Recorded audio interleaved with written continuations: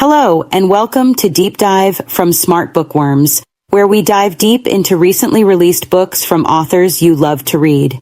My name is Claire, your virtual book guru host. In today's episode, we'll be diving deep into a deep dive for Deadly Animals by Marie Tierney. Finding a dead body is not normal, but Ava is not a normal teenager. In this chillingly beautiful mystery, only the obsessive spirit of youth can save a desperate town from the savagery within. Today, I'm accompanied by my co-presenter, fellow virtual book guru, Amanda. So let's dive deep into today's deep dive, Marie Tierney's Deadly Animals. Part 1. Digest of Deadly Animals. Deadly Animals is a crime novel set in 1981 in Rubery, a village south of Birmingham, England.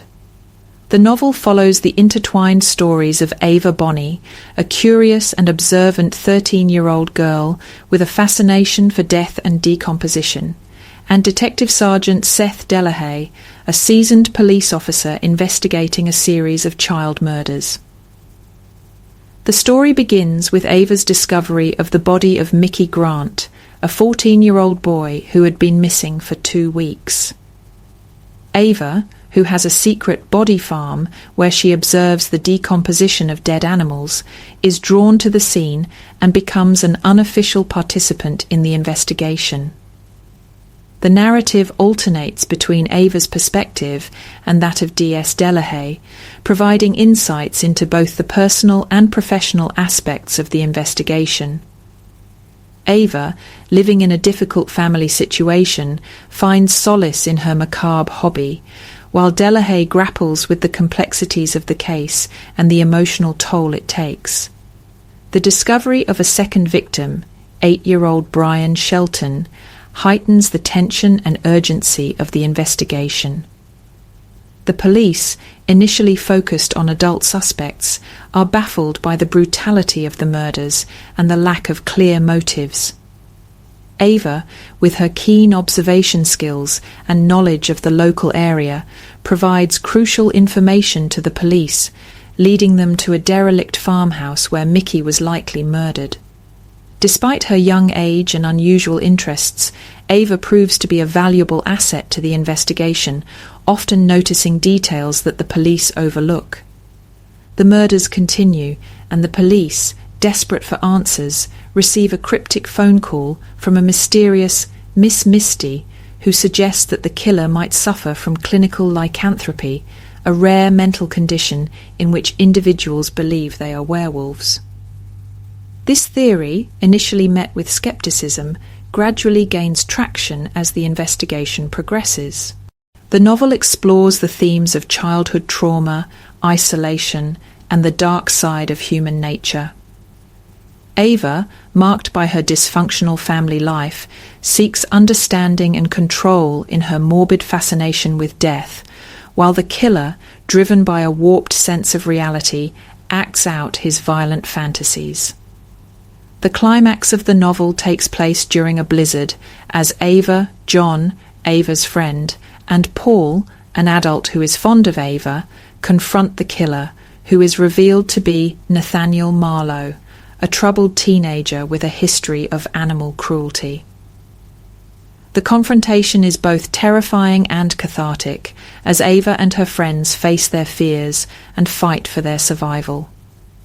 In the aftermath of the confrontation, the truth about Nathaniel's past and the motivations behind his crimes are gradually revealed, shedding light on the complex web of events that led to the tragedy. The novel ends with a sense of closure, but also with a lingering awareness of the darkness that can lurk beneath the surface of seemingly ordinary lives. Part 2. Discussing child murders. The book provides a focus on a fictional account of child murders within the novel Deadly Animals. Through the perspectives of Ava, a young girl fascinated with death, and D.S. Delahaye, the detective investigating the case, the reader experiences the impact of these crimes on the community and the process of unraveling the mystery. Mickey Grant, a 14-year-old boy, is found murdered. Ava, due to her unusual hobby of observing decomposition, discovers his body. The location where Mickey is found is not the site where he was killed, highlighting the killer's attempt to conceal their actions. The fact that Mickey's body was moved also points to a level of planning and awareness on the part of the perpetrator. The murders of Mickey and Bryan Shelton share similarities, including bite marks, suggesting a distinct pattern in the killer's behavior. These bite marks are identified as human, adding a disturbing and intimate element to the crimes. The specific characteristics of the bite marks, lacking deep canine indentations or carnassial impressions, rule out animal bites. The killer displays a level of awareness and intelligence by wearing gloves to avoid leaving fingerprints and taking steps to conceal evidence. The absence of fingerprints at the crime scene, the washing of Bryan's body, and the careful placement of evidence suggest a premeditated approach. The discovery of Bryan's body reveals even more disturbing details, including his throat being torn out by human teeth. This brutality points to a level of rage and aggression that goes beyond a simple desire to kill. The police initially focus on adult suspects with a history of violence or pedophilia. This is a common investigative approach, but it proves unsuccessful in this case, as the perpetrator turns out to be a teenager, Nathaniel Marlowe.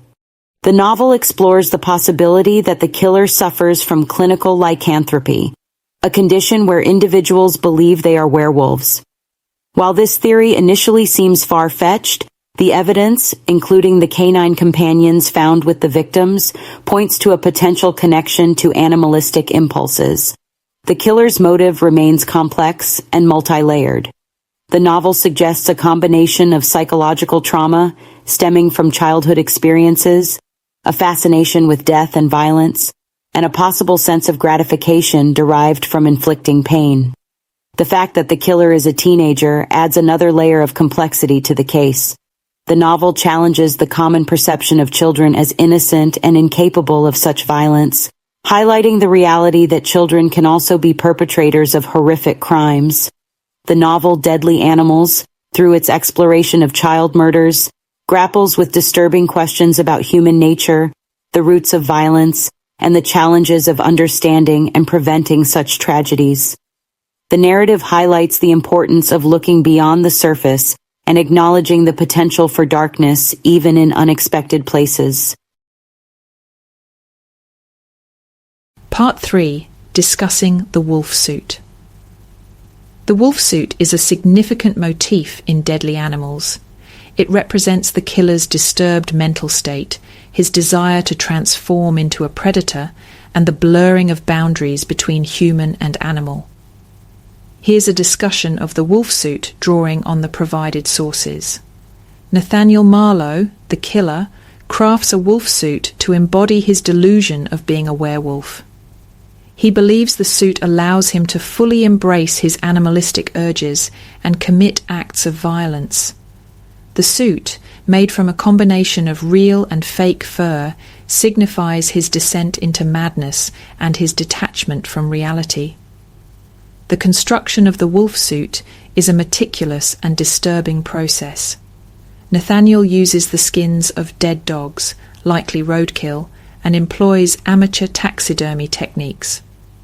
The effort he invests in creating the suit underscores the depth of his delusion and his commitment to becoming the predator he envisions himself to be. The wolf suit functions as a symbol of Nathaniel's power and control over his victims. When wearing the suit, he becomes a terrifying figure, capable of inspiring fear and subduing those he targets. The suit allows him to tap into his primal instincts, shedding his human inhibitions and embracing violence. The suit also serves as a barrier between Nathaniel and his true self, allowing him to distance himself from the consequences of his actions. By adopting the persona of the wolf, he can compartmentalize his brutality and avoid facing the guilt and remorse associated with his crimes. The wolf suit is ultimately a tragic symbol of Nathaniel's descent into madness and the devastating consequences of his actions. The suit represents the triumph of his darkest impulses and the loss of his humanity. The wolf suit in Deadly Animals is not merely a costume. It's a potent symbol of the killer's mental state, his desire for transformation, and the disturbing consequences of unchecked violence. The suit serves as a chilling reminder of the darkness that can reside within seemingly ordinary individuals and the fragility of the human psyche. Part 4. Examining mental illness. The novel explores the complexities of mental illness through multiple characters, focusing primarily on how societal perceptions of mental illness influence the investigation of the child murders and contribute to misunderstandings. The book also highlights the challenges of diagnosing and treating mental illness, particularly in cases where individuals might be concealing their true nature or struggling with rare and misunderstood conditions. The narrative surrounding the Tower of 1,000 Maniacs and the numerous psychiatric hospitals in the area creates an atmosphere of fear and suspicion surrounding mental illness. This fear is evident in Lucy's unease around the asylum, the community's speculation about escaped maniacs, and Ben's suggestion that a loony could be responsible for Mickey's death. This prevailing fear of mental illness blinds the community and the police to other possibilities, delaying the identification of the real killer. The police initially focus on individuals with criminal records related to pedophilia, demonstrating a tendency to associate violent crimes with specific, preconceived categories of offenders. This approach, while understandable, reflects a limited understanding of the range of factors that can contribute to criminal behavior, including mental illness. The introduction of clinical lycanthropy as a potential explanation for the murders challenges the police's assumptions and forces them to consider a more nuanced understanding of mental illness. This theory, presented by the mysterious Miss Misty, highlights the existence of rare and complex mental conditions that can manifest in unexpected ways. Neville Coleman's dementia serves as a red herring, diverting attention away from other potential suspects and reinforcing the misconception that individuals with mental illness are inherently dangerous. While Neville exhibits moments of lucidity, his overall condition leads the police to dismiss him as a credible source of information or a potential suspect. However, the sources reveal that Neville is more aware of his surroundings than he lets on. He deliberately performs his dementia, hiding behind it to protect his grandson Nathaniel, the real killer. The revelation that Nathaniel Marlowe, a seemingly ordinary teenager, is the killer, complicates the narrative surrounding mental illness. Nathaniel's ability to function within society while harboring such violent impulses challenges simplistic notions of mental illness and criminality. Nathaniel's transformation into a killer is gradual and insidious. The book suggests that his descent into madness is influenced by both nature and nurture, a combination of a pre-existing psychopathic tendency exacerbated by a head injury. The book explores the long-term effects of childhood trauma, particularly in the context of Nathaniel's upbringing and the abuse he endured. The novel suggests that Nathaniel's exposure to violence and neglect at a young age might have played a significant role in shaping his psyche and contributing to his violent tendencies. The book presents a multifaceted perspective on mental illness, emphasizing the dangers of societal stigma and prejudice. The narrative encourages readers to consider the complexities of human behavior and the challenges of understanding the interplay of individual psychology, societal influences, and the long-lasting impact of traumatic experiences. Part 5. Exploring Forensic Evidence. The book depicts the significant role of forensic evidence in the investigation of the child murders in Deadly Animals. The narrative highlights how careful observation, analysis, and interpretation of physical evidence, combined with an understanding of human behavior and psychology, contribute to solving the mystery. Ava's keen interest in decomposition and her knowledge of forensic science, gained from her reading of books by famous pathologists, prove crucial in guiding the police investigation.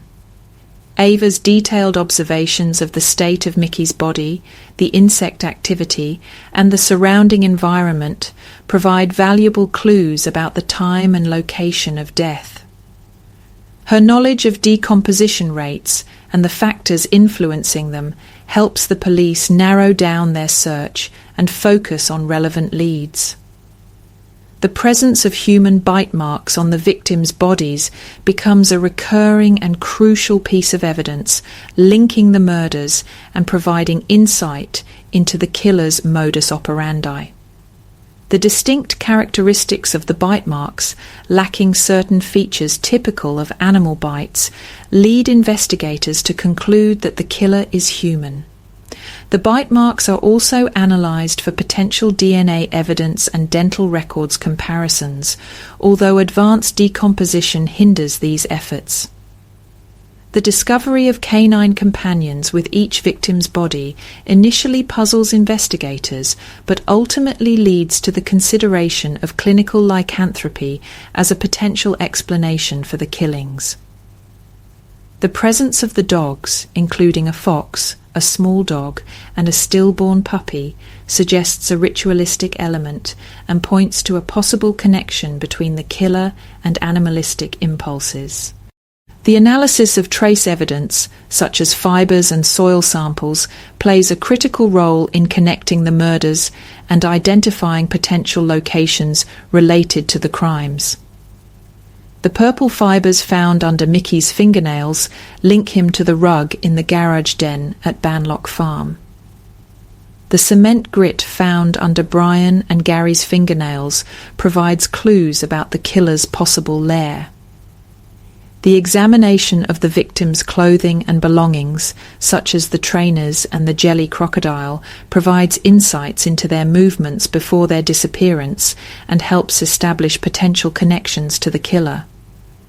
These items serve as physical links to the crime scene or the killer's environment.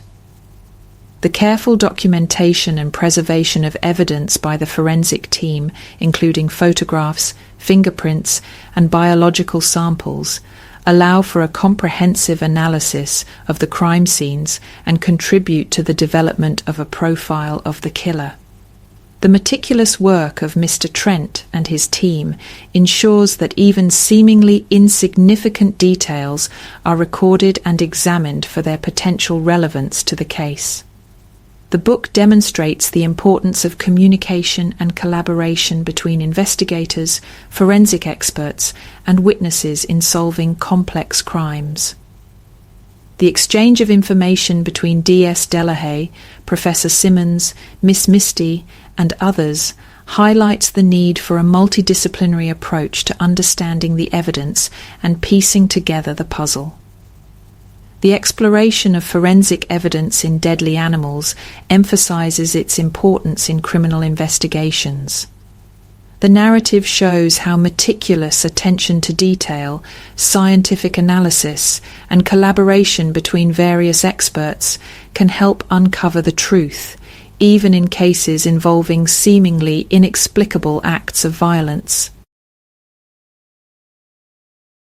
Part 6. Analyzing Lycanthropy. Excerpts from the novel Deadly Animals use the concept of lycanthropy to explore the intersection of mental illness, folklore, and criminal investigation. The narrative weaves together historical accounts of lycanthropy with modern psychological interpretations, ultimately employing this concept to understand and explain the motivations and actions of the child murderer. The book introduces lycanthropy as a potential explanation for the brutal murders, challenging the initial focus on more common criminal profiles like pedophilia. The suggestion of lycanthropy comes from the mysterious Miss Misty, a young girl named Ava who possesses a keen understanding of forensics and criminology. She proposes that the killer might suffer from clinical lycanthropy, a rare psychological condition in which individuals believe they can transform into wolves or other animals. Ava draws on historical examples of clinical lycanthropy to support her theory, citing cases like Gilles Garnier of Dole and Jean Grenier of Saint-Severs, both of whom were convicted of murdering and cannibalizing children while believing themselves to be werewolves. These historical parallels highlight the long-standing fascination with and fear of werewolves, connecting ancient folklore with modern-day psychological phenomena. The novel explores the psychological underpinnings of lycanthropy, consulting with Dr. Walter Tremblay, a psychotherapist specializing in rare disorders. Dr. Tremblay confirms the existence of clinical lycanthropy, explaining that it often manifests in individuals with underlying mental health conditions like schizophrenia or dysthymia. He emphasizes that not all individuals with lycanthropy are dangerous, but those who are often exhibit violent behavior, particularly biting.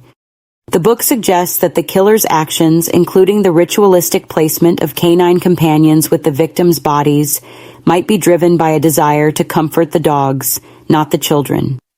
This chilling observation, made by Dr. Tremblay, challenges conventional assumptions about remorse and empathy in murderers, suggesting a warped sense of connection where the killer identifies more with the animals than with his human victims. The novel highlights the challenges of diagnosing and treating clinical lycanthropy, particularly when individuals might be concealing their true nature or their symptoms might be misinterpreted as other conditions. The case of Neville Coleman, who hides his grandson Nathaniel's, the killer, lycanthropy, by feigning dementia, demonstrates the potential for individuals to mask their true motivations and evade detection. The book ultimately reveals that Nathaniel, the killer, embodies the characteristics associated with lycanthropy, including a fascination with dogs, a preference for biting as a method of attack, and a belief in his own transformation into a wolf-like creature. Nathaniel crafts a wolf suit from real and fake fur, further signifying his descent into madness and his desire to fully embrace his animalistic urges.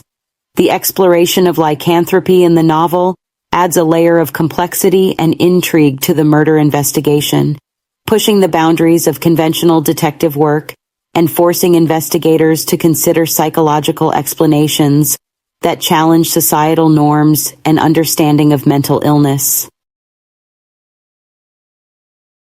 And there you have it, Deadly Animals, Marie Tierney. Though Nathaniel dies tragically, the story ends with a message of hope.